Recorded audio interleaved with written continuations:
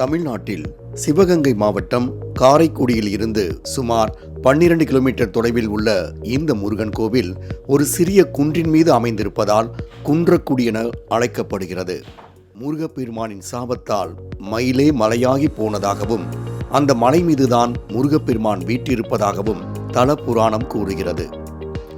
இந்த மலை மயிலின் வடிவத்தை ஒத்திருப்பதால் மயூரகிரி, மயில்மலை, அரசவரம், கிருஷ்ண நகரம் போன்ற பெயர்களிலும் அழைக்கப்படுகிறது. வண்ண மயில் மென்மையற்ற மலைக்குன்றானது எப்படி என்பது குறித்த தெய்வீக சம்பவங்கள் நம்மை பிரமிக்க வைக்கின்றன. ஒரு சமயம் அசுரர்கள் தேவர்களை பழிவாங்கும் நோக்கில் முருகனின் வாகனமான மயிலிடம் சென்று பிரம்மதேவரின் அன்னம், திருமாலின் கருடன் ஆகியவை மயிலை விட வேகமாக பறக்கக்கூடியவர்கள் என சொன்னதாக உண்மைக்கு புறமான செய்தியை கூறினர். அசுரர்களின் சூழ்ச்சி அறியாத மயில் கோபமடைந்து பிரம்மாண்ட உருவம் எடுத்து அன்னத்தையும் கருடனையும் விழுங்கிவிட்டதை அடுத்து இந்திரனும் திருமாலும் முருகனிடம் முறையிட்டனர். முருகன் மயிலின் சதியை உணர்ந்து பூலோகத்திற்கு சென்று மலையாக கிட என சபித்துள்ளார். இதனால் மனமுடைந்த மயில், அறியாமையில் செய்துவிட்டேன், என் பாவத்திற்கு பிராயச்சித்தம் வழங்குங்கள் என்று மன்றாடி கேட்க ஒரு நன்னாளில் முருகன் குன்றக்குடிக்கு வந்து மலையாக இருந்த மயிலை உயிர்ப்பித்ததோடு அம்மலையின் உச்சியில் கோவில் கொண்டு அருளாட்சி செய்து வருகிறான் என்கிறது தல புராணம். மலையை கீழிருந்து மேல் நோக்கி பார்க்கும்போது மயில் தோகை விரித்து இருப்பது போல தோன்றுவதால் அதன் கீழே கோவில் கொண்டிருக்கும் விநாயக பெருமானுக்கு தோகையடி விநாயகர் என பெயர் பெற்று அவரை வணங்கிய பின்புதான் பக்தர்கள் மலையேறி சென்று ஆறுமுகனை தரிசிக்க வேண்டும் என்பது ஐதீகம். சுமார் 1200 ஆண்டுகளுக்கு முந்தைய இக்கோவில் பாண்டிய மன்னர்களால் கட்டப்பட்டு பின்பு மருது சகோதரர்களால் பல திருப்பணிகள் செய்யப்பட்டுள்ளன. மருது பாண்டியர்களுள் மூத்தவரான பெரிய மருதுவுக்கு முதுகில் ஏற்பட்டிருந்த ராஜபிளவை எனும் கட்டியை குன்றக்குடி முருகப்பெருமானின் அருட்பிரசாதமான திருநீர் குணப்படுத்தியதை அடுத்து நிகழ்ச்சியில் மலையின் மீது ராஜகோபுரத்தை எழுப்பியதோடு மூலவரின் பீடத்தின் கீழ் மாறியிருந்த எந்திர தகட்டை செப்பனிட்டு மயில் மண்டபம், உற்சவர் சன்னதியில் அலங்கார மண்டபங்களை அமைத்தார்.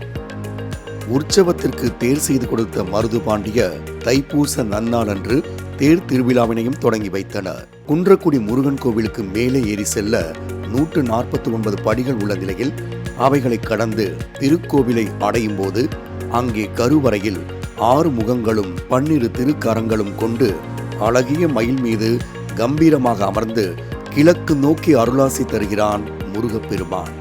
ஆறுமுக பெருமானின் வனமும் இடமுமாக முறையே தனித்தனி மயில் வாகனங்களில் வள்ளியும் தெய்வானையும் வீற்றிருக்கும் காட்சி வேறு எங்கும் காண முடியாத கோலமாகும். மலையின் அடிவாரத்தில் தனி குடவரை கோவிலில் சிவபெருமான் தேனாற்று நாதராக காட்சியளிப்பதோடு அம்பாள் அருள் சக்தி என்ற திருநாமத்தோடு அழகே வடிவாக எழுந்தருளியுள்ளார். குன்றக்குடி மலையில் சண்முகநாத பெருமான் வள்ளி தெய்வானையோடு இணைந்து காட்சியளிப்பதால் இத்தலத்தில் திருமணம் செய்யும் மணமக்களின் வாழ்க்கை மகிழ்ச்சியாக அமையும் என்பதால் இந்த மலைக்கோவில் திருமண திருத்தலமாகவே விளங்குகிறது. குன்றக்குடி முருகனின் அருளாசியால் மருது பாண்டியரின் நோய் குணமானதோடு கலிங்க நாட்டு இடும்பன் காவடி எடுத்து வந்து இத்தல முருகனை வழிபட்டு வயிற்று வலி நீங்கியதால் இது நோய்கள் தீர்க்கும் மருத்துவ தலமாகவும் விளங்குகிறது. விவசாயிகள் இக்கோவிலில் வீற்றிருக்கும் முருகனின் அருளால் தங்கள் முதல் விளைச்சலை வைக்கோல் விரித்து அதில் நெல்லை கொட்டி பொதிந்து பின்னர் அதனை பிரித்து கட்டி கொண்டு வந்து கோட்டை காவடி என்ற பெயரோடு தலையில் சுமந்து வந்து கோவிலுக்கு காணிக்கை செலுத்தி வருகின்றனர்.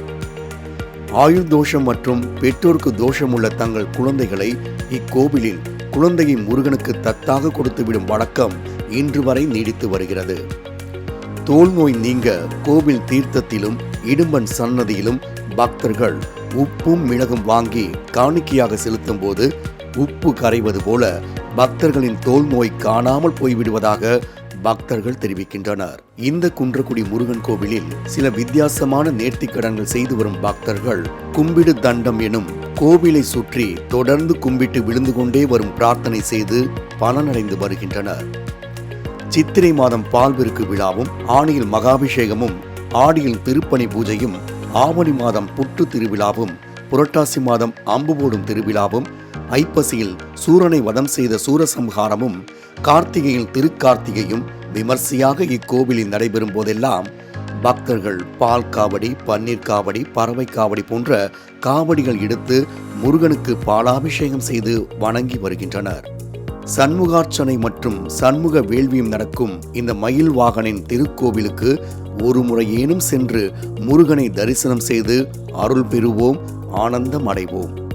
மாலை முரசு செய்திகளுக்காக திருப்பத்தூர் செய்தியாளர் கலைவாணனோடு கலைமாமணி நந்தகுமார்.